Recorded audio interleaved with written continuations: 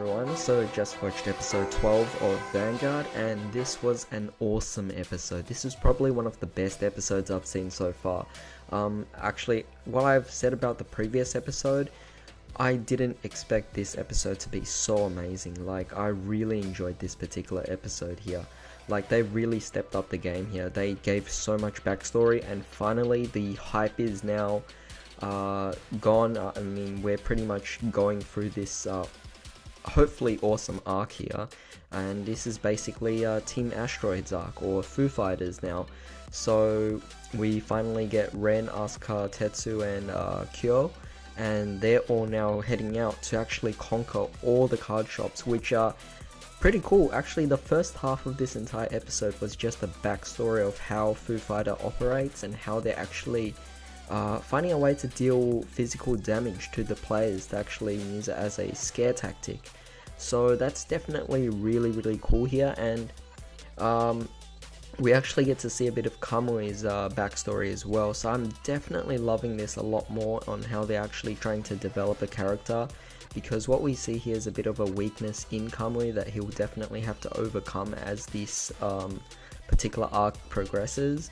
But yeah, it's just really cool. So basically, we even get to see AG and Reiji, which is Kamui's friends from the original series, and apparently in this version they've given up on the game because they don't want to deal with the pain anymore.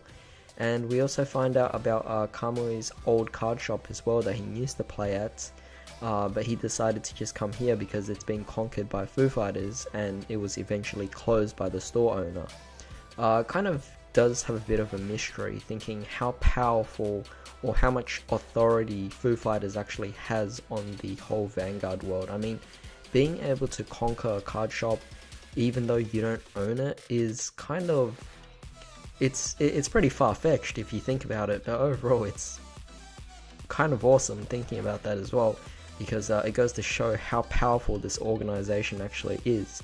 But then again, we also wonder, how does Ren get this kind of power? But hopefully they actually explain this rather than skip over it from the original series, because in the original series we never find out how Ren actually even finds the money to open up his own, or rather start his own organization. So definitely interested to see something here, because we're definitely seeing a lot of backstory, and I hopefully can expect that as well coming for this particular mystery here. But yeah, so we have a certain character that just comes into card capital.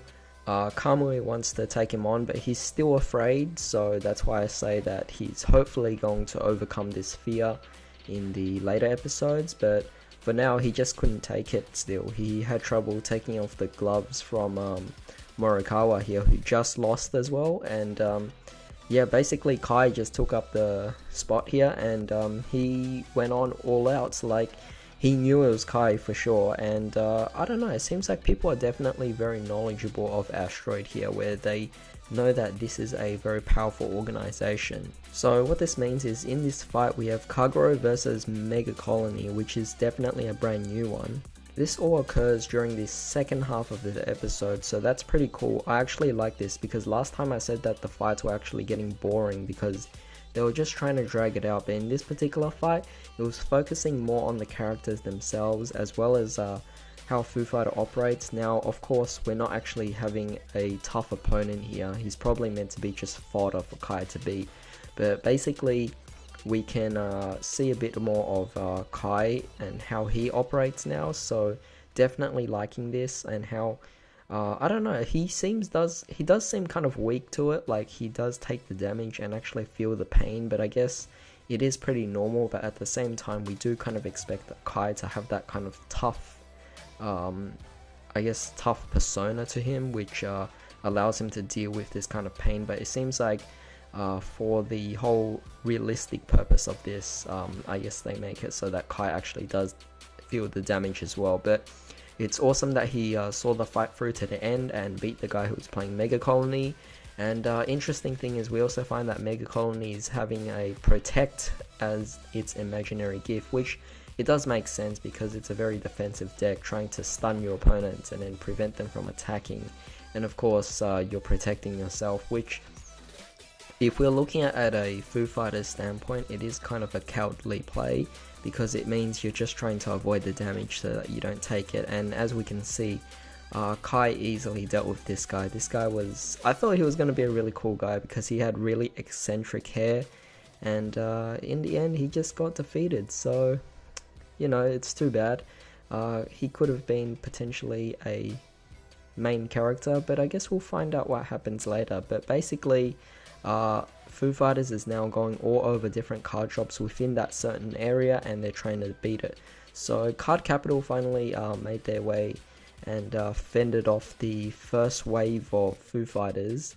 So I guess we'll find out what happens to Team Voyage as well, or rather Card Shop Voyage, and yeah, we'll see what happens, because that one's actually going to be invaded by Kyo, and I don't think he's going to lose that easily. But yeah, it's going to be pretty interesting. But I am predicting that maybe Goki's going to lose in next turn, and maybe Leon will have to come up and actually defend the store. So going to be really interesting to see. But I definitely like this episode because it focused more on the whole backstory rather than the fight, and the fight was just a means of showing how both sides actually is going to go about this particular arc. Now, as we can see here, Aichi is definitely still oblivious to this, which obviously makes sense.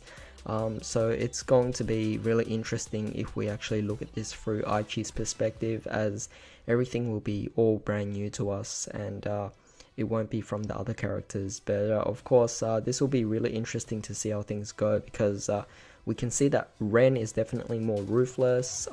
This is actually getting a lot darker than the original one as well, because inflicting real pain, that's quite frightening actually. I mean, although it's realistic, it's also very, very crazy compared to the original series and how everything went off with Psyqualia. I don't even know if Psyqualia will even be a thing, but I guess we'll have to find out. But yeah, that's all I really have to say about this episode. It was just really overwhelming, and I'm definitely excited for how this arc will actually go about. Hopefully it doesn't disappoint, because I do enjoy the original one a lot. So yeah, let's just hope this keeps up, and you know, things are going to get really, really awesome here and exciting. So yeah, tell me what you guys think about this particular episode, and hope you guys have a great day. I'll see you next time.